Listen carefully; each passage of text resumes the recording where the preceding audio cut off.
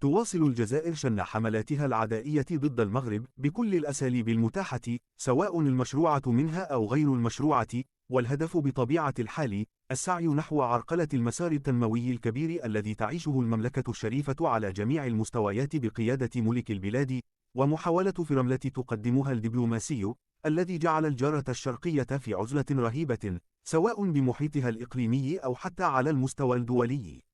آخر حماقات نظام الكابرانات إصدار قرار جديد يقضي بمنع الشركات الجزائرية من تصدير أو استيراد أي منتج يمر عبر الموانئ المغربية، وهو القرار الذي ينضاف إلى سلسلة من المناورات التي قامت بها جارة السوء خلال الفترة الأخيرة من قبل منع إمداداتها من الغاز عن المغرب، وكذا إغلاق مجالها الجوي في وجه الطائرات القادمة من المملكة، إلى جانب دخول علاقاتها الدبلوماسية مع الرباط في حالة توتر شديد.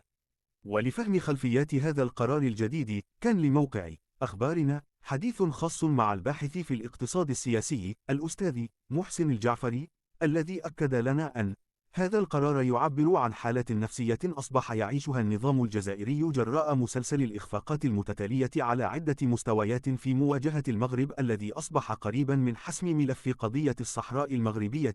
مشيرا إلى أن المملكة الشريفة أضحت اليوم قطبا اقتصاديا يقود أحد أهم المبادرات على المستوى الأطلسي، وكذلك عبر إدماج دول الساحل في هذه المقاربة التنموية الشاملة.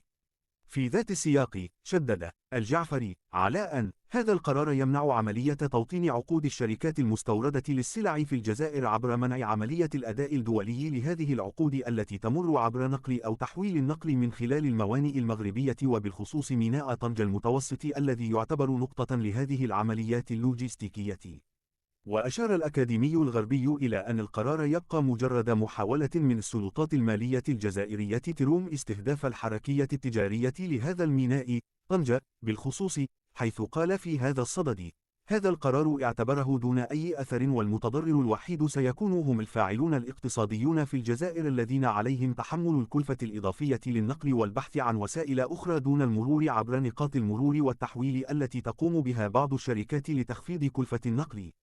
وتابع ذات المتحدث قائلا: هذا القرار يأتي كذلك في سياق رفع الرسوم الجمركية ب 173% على الشاحنات بمعبر الكراكارات، ممن يجعلنا نستقرئ دور الجزائر في الضغط على موريتانيا في هذا الباب، وهو ما سيتسبب بالأساس في أضرار للسوق الموريتانية وليس للحركة التجارية مع إفريقيا التي قد تمر عبر طرق أخرى ضمنها النقل البحري عبر أكادير نحو السنغال مباشرة.